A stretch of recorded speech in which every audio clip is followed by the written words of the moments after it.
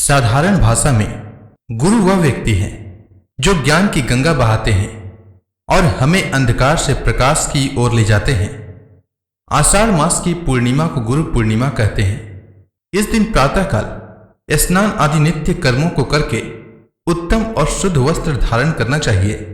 फिर व्यास जी के चित्र को सुगंधित फूल या माला चढ़ाकर अपने गुरु के पास जाना चाहिए। उन्हें उच्च सुसज्जित आसन पर बैठाकर पुष्प माला पहनानी चाहिए। इसके बाद वस्त्र, फूल, फल और माला अर्पण कर कुछ दक्षिणा यथा सामर्थ्य धन के रूप में भेंट करके उनका आशीर्वाद लेना चाहिए। आज के इस वीडियो में हम आपको बताएंगे कि गुरु पूर्णिमा किस दिन है।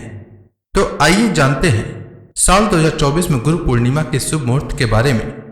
आषाढ़ मास की पूर्णिमा तिथि का प्रारंभ 20 जुलाई को शाम 5:59 से होगा और आषाढ़ मास की पूर्णिमा तिथि की समाप्ति 21 जुलाई को शाम 3:46 तक होगा। उदय तिथि के अनुसार आषाढ़ पूर्णिमा 21 जुलाई को है, इसलिए गुरु पूर्णिमा 21 जुलाई को मनाया जाएगा। 21 जुलाई को सूर्योदय का समय सुबह 5:37 रहेगा और सूर्यास्त का समय शाम 7:18 रहेगा और इस दिन चंद्रोदय का समय शाम 7:38 रहेगा। कई लोगों के मन में यह सवाल रहता है कि गुरु पूर्णिमा हमारे हिंदू धर्म में क्यों मनाया जाता है, इसका धार्मिक महत्व क्या है। तो पौराणिक काल के महान व्यक्तित्व ब्रह्मसूत्र, महाभारत, श्रीमद् भागवत और 18 पुराण जैसे अद्भुत साहित्यों की रचना करने वाले महर्षि वेद व्यास जी का जन्म आषाढ़ पूर्णिमा को हुआ था। वेद व्यास ऋषि पराशर के पुत्र थे। हिंदू धर्म शास्त्रों के अनुसार महर्षि व्यास तीनों कालों के ज्ञाता थे। उन्होंने अपने दिव्य दृष्टि से देखकर यह जान लिया था कि कलयुग में धर्म के प्रति लोगों की रुचि कम हो जाएगी। धर्म में रुचि कम होने के कारण मनुष्य ईश्वर में विश्वास न रखने वाला, कर्तव्य से विमुख और कम आयु वाला हो जाएगा। एक बड़े और संपूर्ण वेद का अध्ययन करना उसके बस की बात नहीं होगी।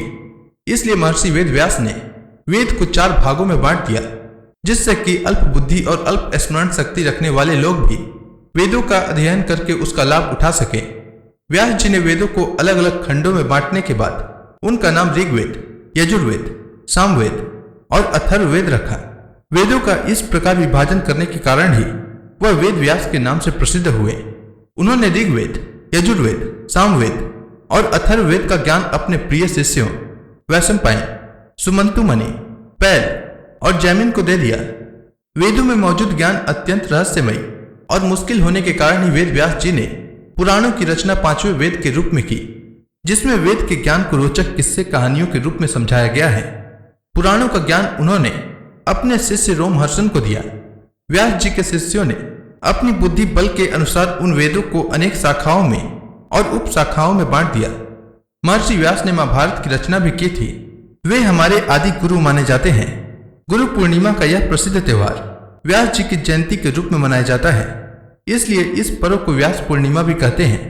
हमें अपने गुरुओं को व्यास जी का अंश मानकर उनकी पूजा करनी चाहिए।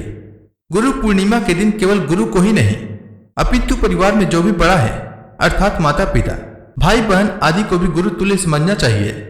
गुरु की कृपा से ही विद्यार्थी को विद्या आती है, उसके हृदय का अज्ञान व अंधकार दूर होता है। गुरु का आशीर्वाद ही प्राणी मात्र के लिए कल्याणकारी, ज्ञानवर्धक और मंगल करने वाला होता है। संसार की संपूर्ण विद्याएं गुरु की कृपा से ही प्राप्त होती है। गुरु से मंत्र प्राप्त करने के लिए भी गुरु पूर्णिमा का दिन श्रेष्ठ होता है। इस दिन गुरुजनों की यथासंभव सेवा करने का बहुत महत्व है, इसलिए इस पर्व को श्रद्धापूर्वक अवश्य मनाना चाहिए। उम्मीद है आपको आषाढ़ मास की पूर्णिमा के दिन पड़ने वाली गुरु पूर्णिमा से जुड़ी जानकारी अच्छी लगी होगी। अगर आपको यह वीडियो अच्छी लगी हो तो इस वीडियो को लाइक करें, शेयर करें और मेरे चैनल को सब्सक्राइब करें। धन्यवाद।